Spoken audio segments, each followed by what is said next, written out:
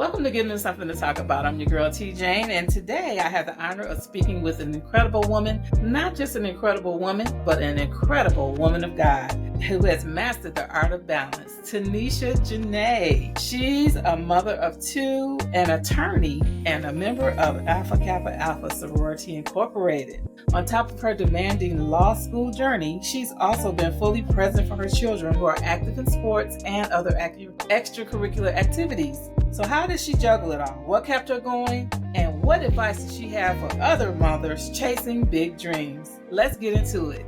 Tanisha, thank you for being here. I'm so excited to have you. You know you're one of my favorite people in the whole wide world. Thank you for having me. I love smart people because smart people make me grow, and Tanisha is brilliant. And so, again, I am so glad that you're here. So let's start from the beginning. What inspired you before that? Tell me about high school, going into college and grad school and that kind of thing.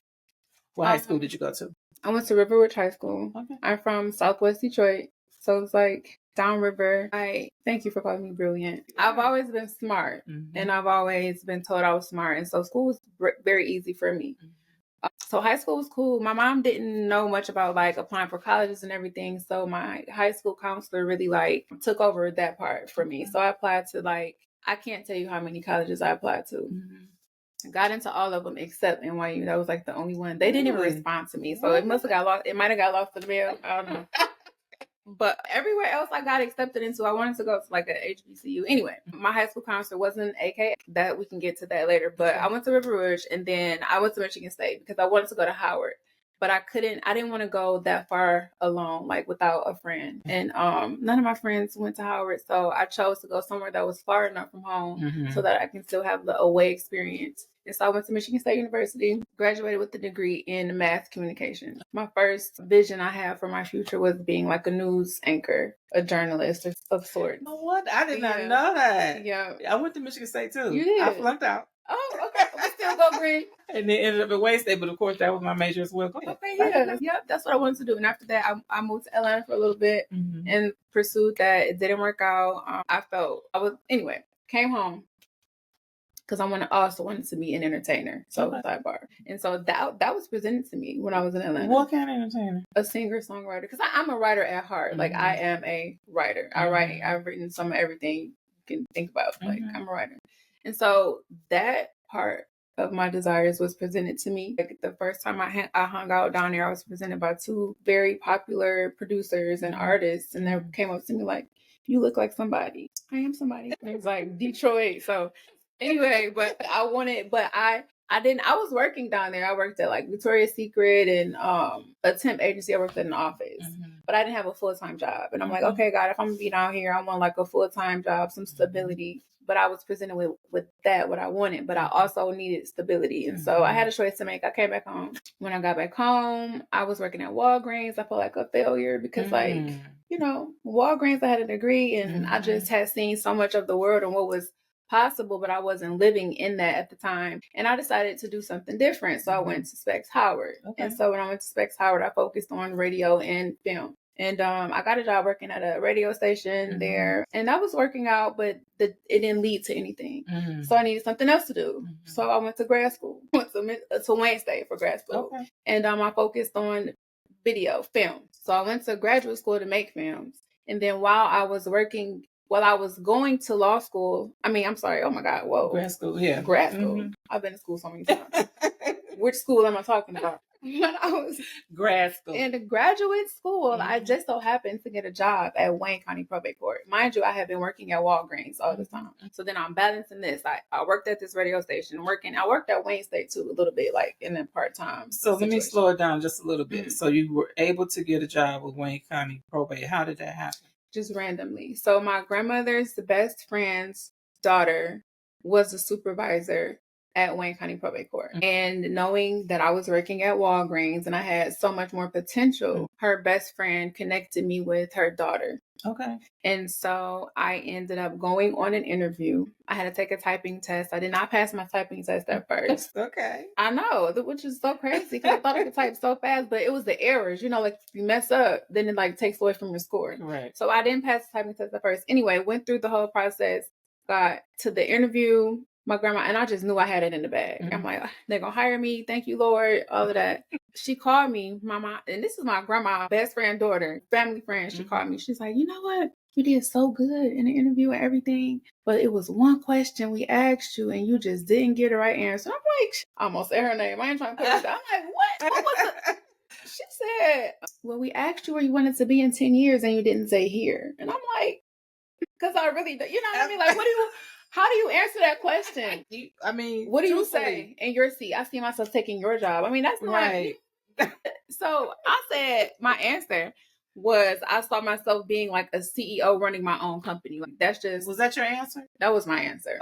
Okay. So I guess they were like, you don't plan on being here. You're trying to use us. So no, thank you. So they did not hire me. What? They didn't hire me. And I was like, okay, I was so deflated. Like, Lord, like what the heck? But okay, whatever. Months passed. So in this time, I'm working part-time at Wayne State in like the graduate admissions office. Okay. The court called me back. Hey, Tenisha, we were wondering if you were still interested in this position because the person we chose are no longer here. And well, that person is no longer here and you were second on the list. So like, are you interested? And at first I was like, no, thank you. Because I was working at the Wayne State and I was hoping that would turn into a full-time position. So I was like, no, like I have something. Thank you. And I got off the phone. Like, I was like, I am not chopped liver. So I got a check though in my spirit. I was working at Walgreens, and before I could even like leave back out of the back of the like in the work area, you go to the back where the employee, I got a check in my spirit, and I was like, okay. And I got questioned like, well, what if Wayne State don't work out? Like you putting a lot of eggs in that basket. What if that doesn't work out? And I was just like, so take the job, you know what I mean? I'm like, it'll be something else. It'll be an off, it's way different. You know what I'm saying? It's a step up from Walgreens. So I called back and I said, you know what? I'm interested. I'll take it. So I started, that was in 2012. Wow. So I started working at Wayne County. Now, did you have children at this point? No. Okay. I had just started graduate school. Okay. In 2012. So I did not have children. I was dating the guy that I ended up marrying, but we didn't have kids. And I had a vision though I'm like, when I graduate from Wayne State, I'm moving to New York. I wanted to be in the entertainment industry. I'm like, I'm going to New York or LA. I'm going somewhere. I'm not going to be here. But, yeah, I got proposed to like a year before graduation, and I got married like a month after I graduated with my master's. Wow. Okay. And so at that point, you were still with Wayne County. Yep, I was at Wayne County Probate Court. Okay. So now you got married. You were working with Wayne County. So what was it about law that where does the law come in? So actually, when I was very small, I always wanted to be an attorney, right? And one day I was asked by a family member, and that my family is like full of church people, pastors, first ladies, etc. And one of my family members asked me, and I had to be like 7, like, what do you want to do when you grow up?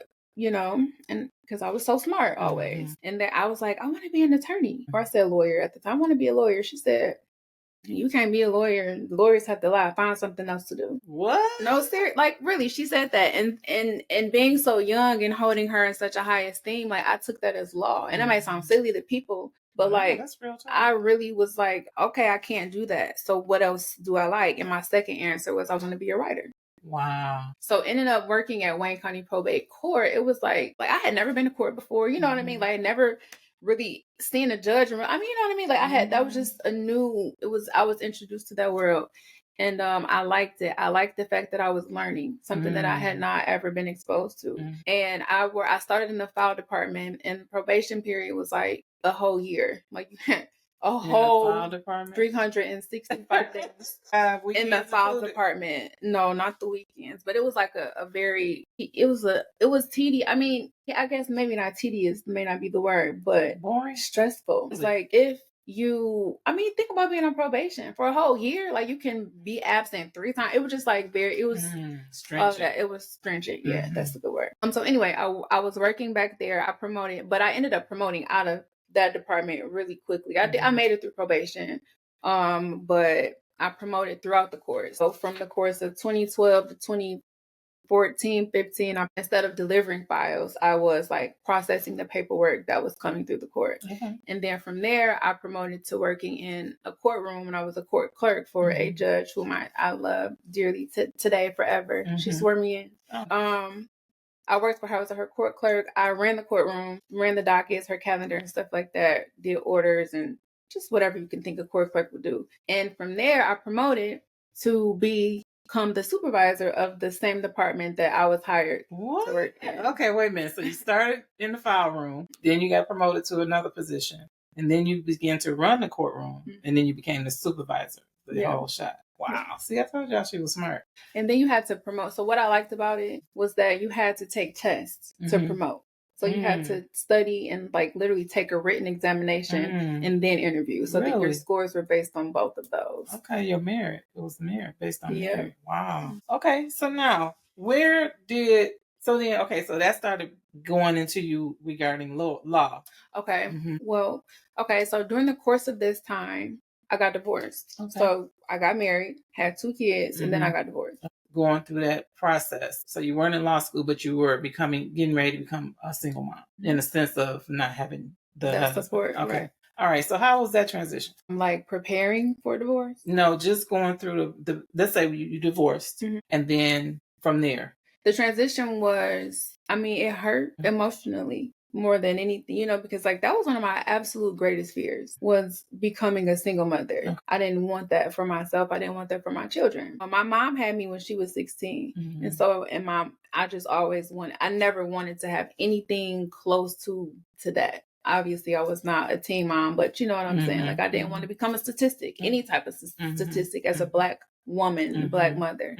How did you navigate that once you divorced and your children were very small? They were very small. How small were they? Well, I was still, before my son was even born, the papers were signed. So I had initiated the process. And then, I did something that married people do. Then I got pregnant. Okay. Yeah.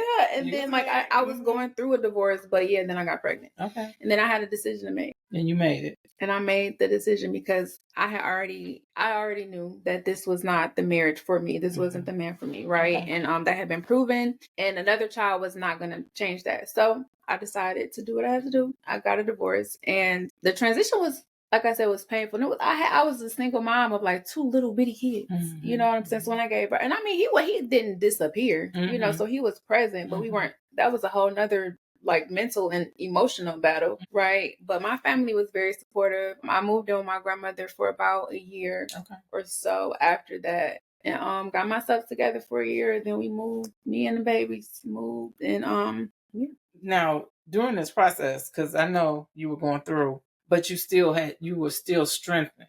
I could tell you, you still had your wits about you. So what gave you strength to go through that? Because you still maintain. You still look good. You didn't, you know what I'm saying? You weren't busted. I know. And that was intentional. Like internally, I was going through, like, as you can imagine, and like having to go, still come to church, and then, people talking about you.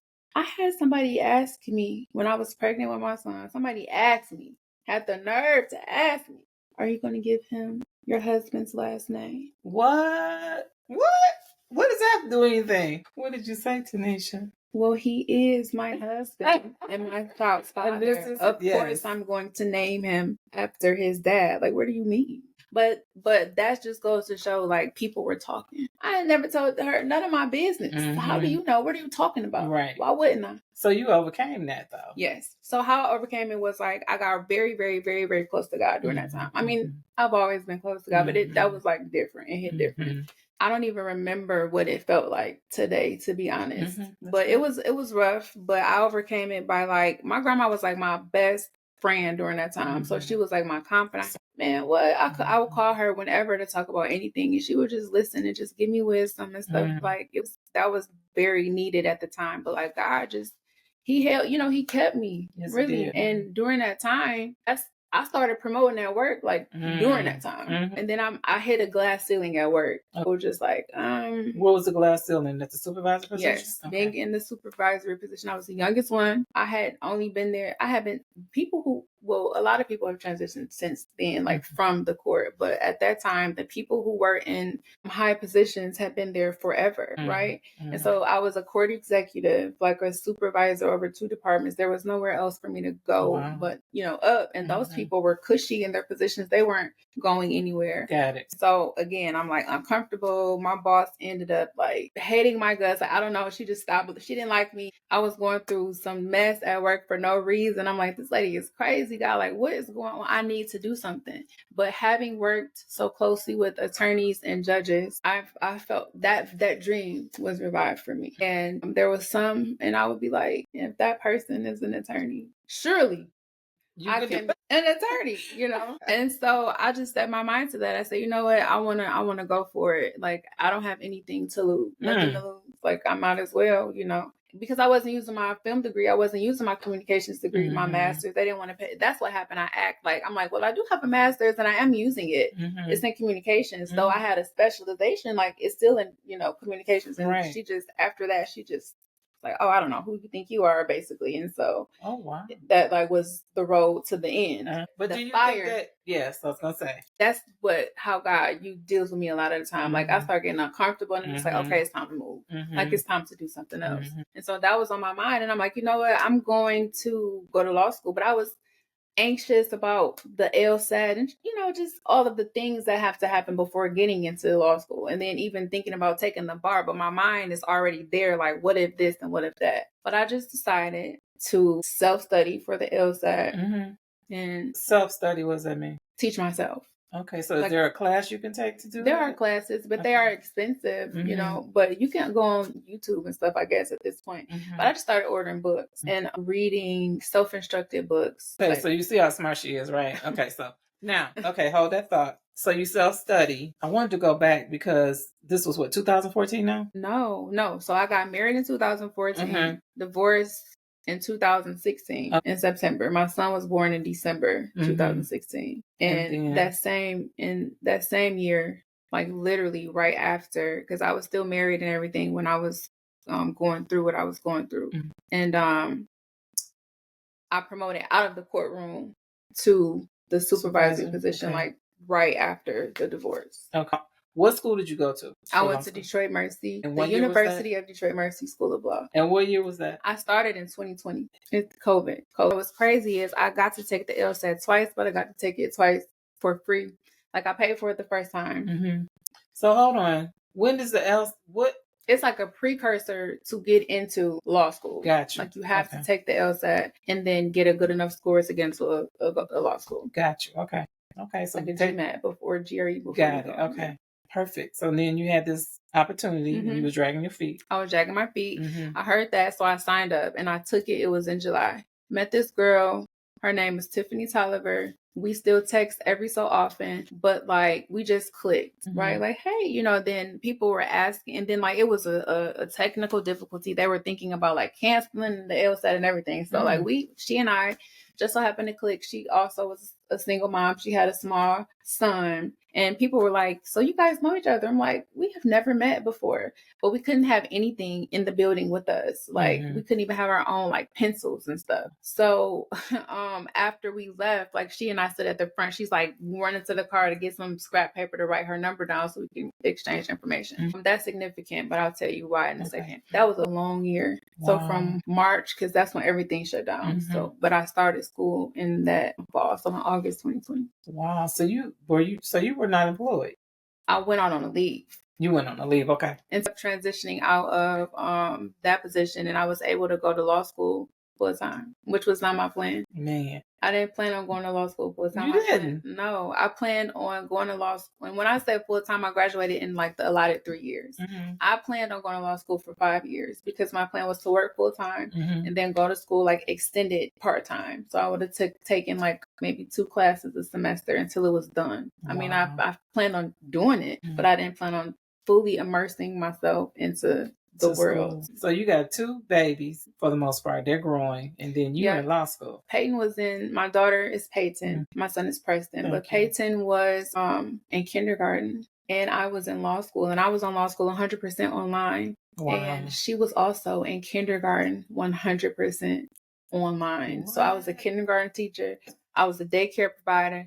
And I was a student. Like literally, she had her little area set up over here. I would be at my desk right here, and then Preston to be over there doing flips.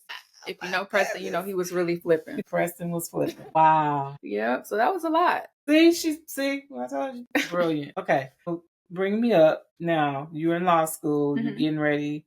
Okay. So what did you full-time law school? What happened with the job? Did you go back to the court? No, I never. Never went back? No. So I had went on a leave because there were some federal funding and things like that were put in play, like when COVID happened. So I was able to go out on a leave. But then I got like FMLA. So I'm like, okay, I can work on these days, but I'm not able to work on such and such days. But then, and mind you, I told them I was going to law school. So they were well aware of that. However, they must have seen it on social media or something and like lost it. So they accused me of fraud. Like they were harassed. It was I was going through the most ridiculous things with that court. And who would know it? I didn't know all this. Oh yes. Yeah, it was Wow. It was a lot. It was very taxing, like very stressful. So just imagine, but at the same time, I'm like, I'm not coming back. So I got an ultimatum in December 2020. Like, if you don't come back to work on this day, then your position will be terminated and your duties will be reassigned. And I'm like, well, I don't have a choice because my kids are, regardless if I'm in law school or not, like, I can go to school and be in school. I mean, I can go to work and be in school. I can go to school and have a job. You know what I mean? Yes. This is not one or the other. However, my kids don't have anywhere to go. Daycare closed down. She never opened back up. The daycare provider that I was having my kids go to. The school is 100% closed. There's documentation from the school.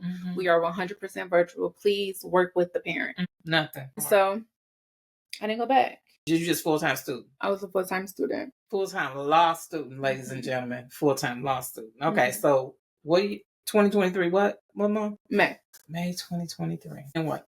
So I did have an internship during the course of law school. So I worked at a big law firm and they do pay you and they pay you well. And then I did do some work. So that's really what law school is about. Like they want you to get out there, experience this and that. I also externed for like a federal judge. And then I had a part-time job for a little bit working at an employment law firm. So I worked a little bit, but I was like a full-time student. Wow. Okay, so now we're back 2022. We're back in outside a little bit. Yep. Okay. So you're outside in real life. Did your kids go back to school? Did Preston start school? Yes, they ended up going back to school. Now, the young lady that you were talking about. Okay, go back to that. My homegirl. Oh, so as it related to law school and like having support, just like support overall, like I didn't expect the experience that I got. I thought that I would go to law school and I would be like one of the oldest people there and I would not have, not to say friends because I wasn't there for friends, but I didn't know that I would. I mean, I got much more. I got family now, like forever. Okay. Like there are 8 of us total. I mean, I love everybody I went to school with. Like it was like such a wonderful experience. And are these Black people? They are Black. We have our group chat. Let me see if they texting right now. Not right now, but they have been texting today. We have a group chat. We celebrate birthdays together to this day. Like we celebrate Christmas together to this day. So if you ever see me like post and it's like a group of people and I say family, like that's them. They accepted me and my kids, but Clue, her name is Corianne, but we call her Clue. In particular, that's what I was talking about because she was the one who kind of like brought all of us together. But like, they accepted my kids. They would come over to my house and help me. Like Tanisha, if you need to take a nap, like, y'all need some food. I mean, like literally, like I didn't expect anything like that. Like, so it was like a village in a sense. Absolutely. And they forever will be a part of my village. And is this something that's normal? I don't think so. Okay. It was, favor. And we all say it to this day. Like, I'm so grateful for you. I'm so glad God brought us together, how he did when he did.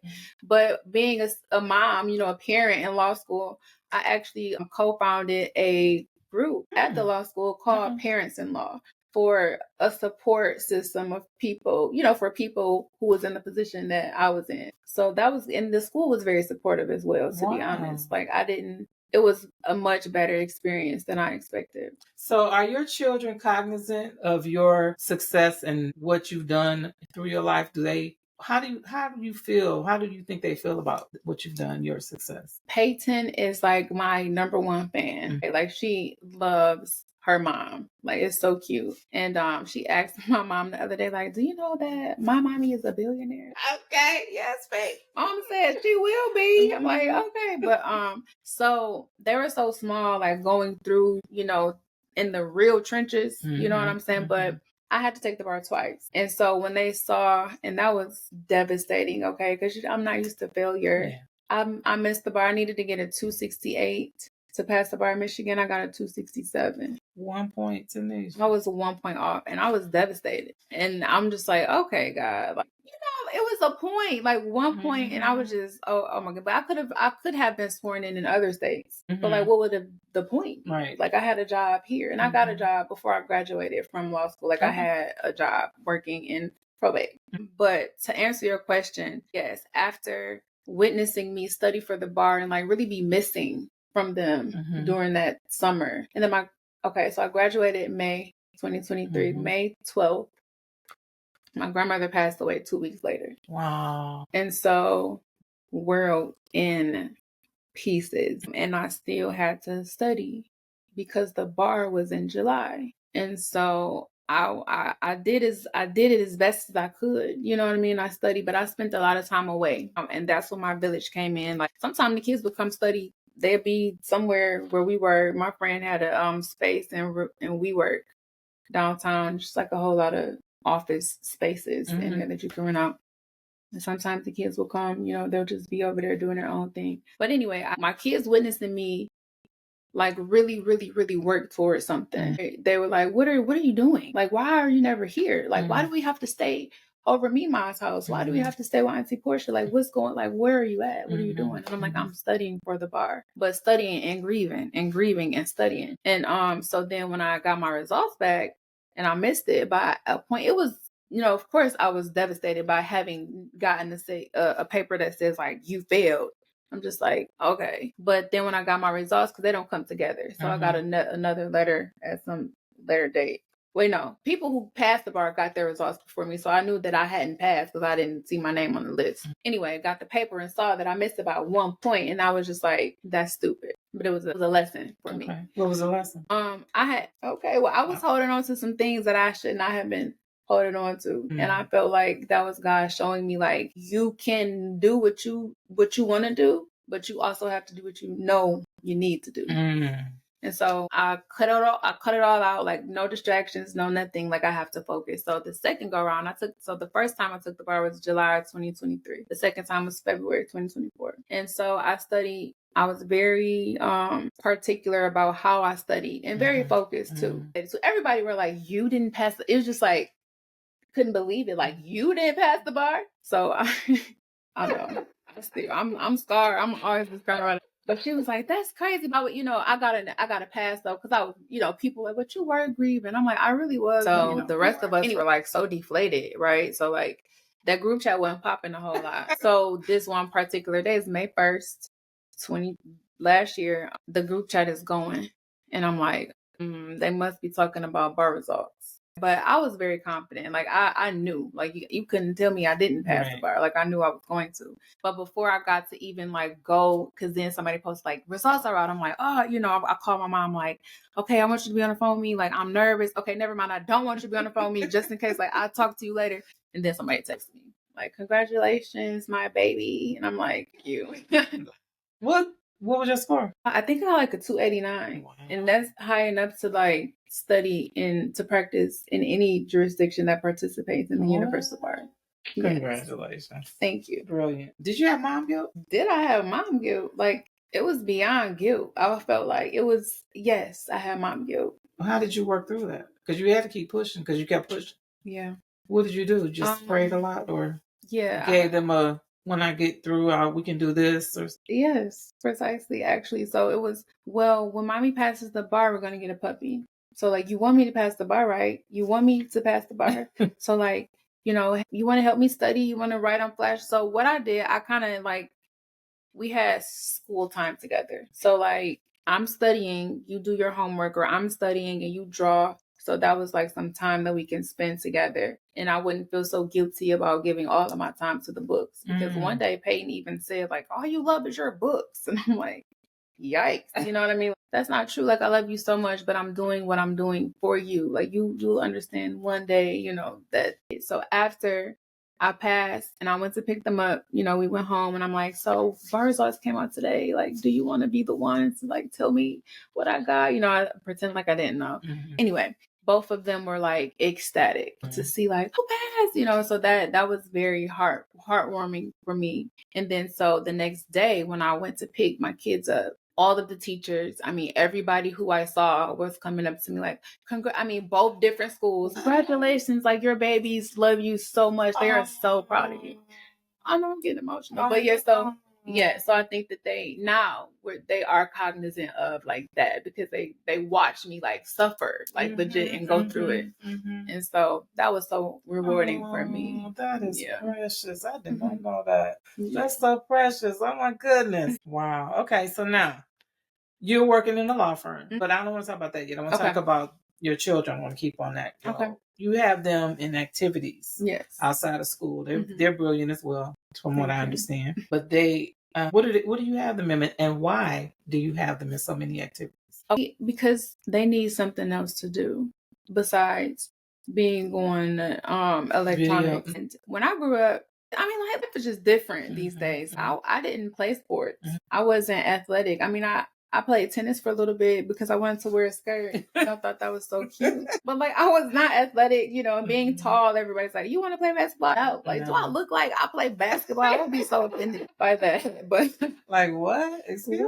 But cheerleading is cute. So I'm like, Peyton, do you want to be a cheerleader? And she really wanted to. And then my son is very hyper. He's active and he's rough. So I figured that football would be something that he would enjoy. So we started with flag football, but we kind of like started with flag football and tackle football at the same time. We got an opportunity to participate in tackle football, so we just went with it. I have since learned that Preston despises tackle football, but he loves flag football. Okay. Yeah.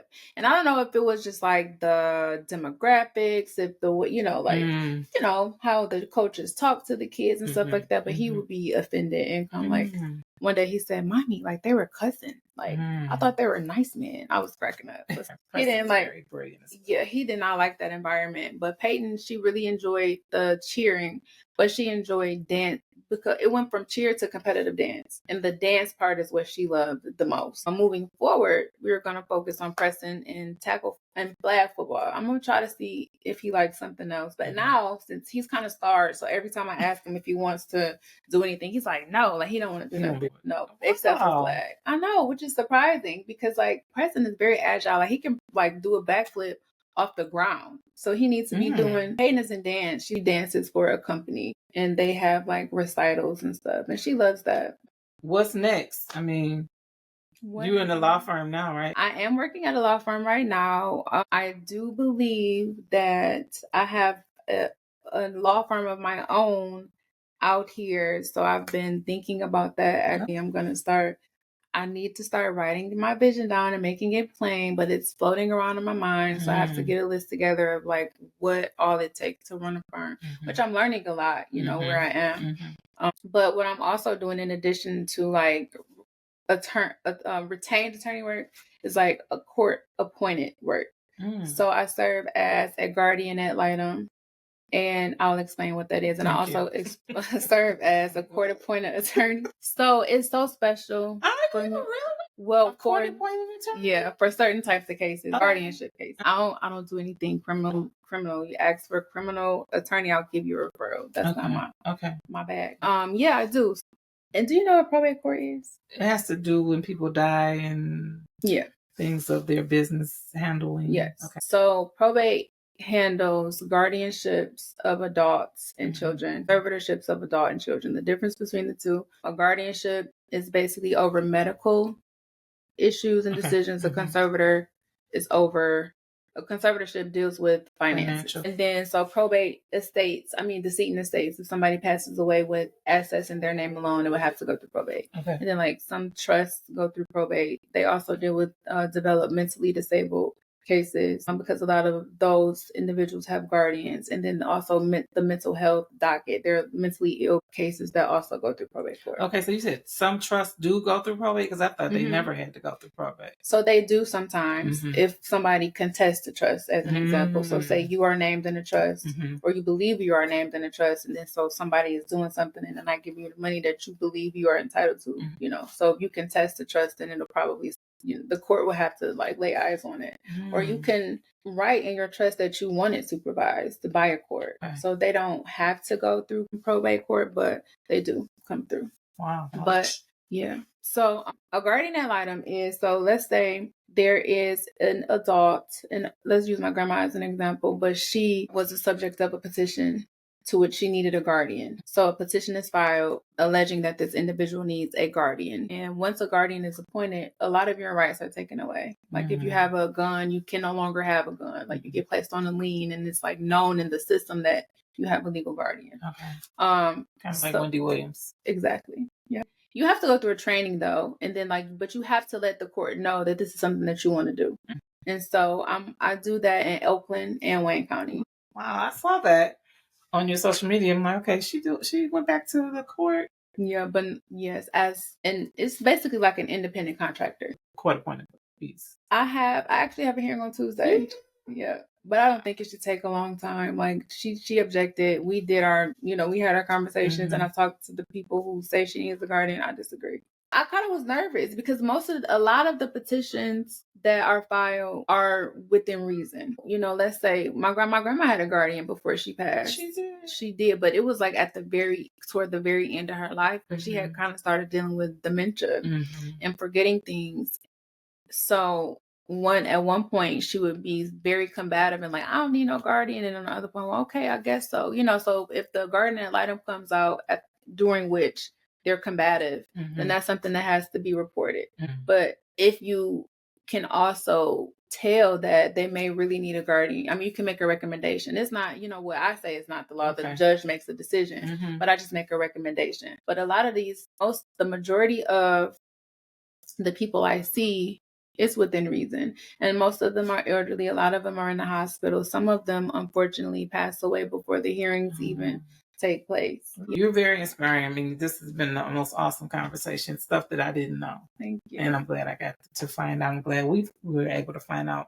But talk to women, specifically, just talk to women.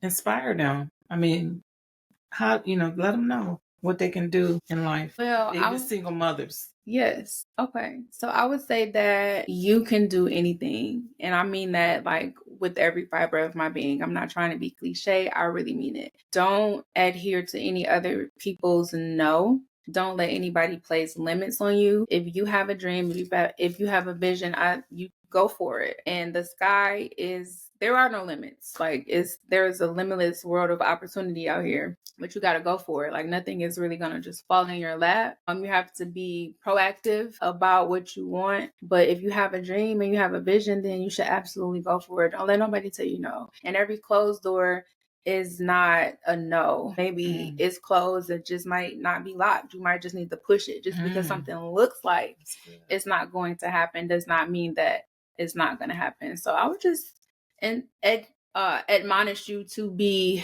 diligent and be proactive. Don't let nobody put no labels on you, and don't put any on yourself. What do you say to the woman that has 4 kids? She wants to be a lawyer. You can still be a lawyer, and you use your kids to your advantage. Like have your kids help you, have them participate in your journey, because that will be rewarding for all of you together. And even if they don't understand what's going on right now, in the future, they will look back and say, you know what, like I contributed to that. I helped my mom study. We tested together, or like she was reading her books, but we sat down and we read together.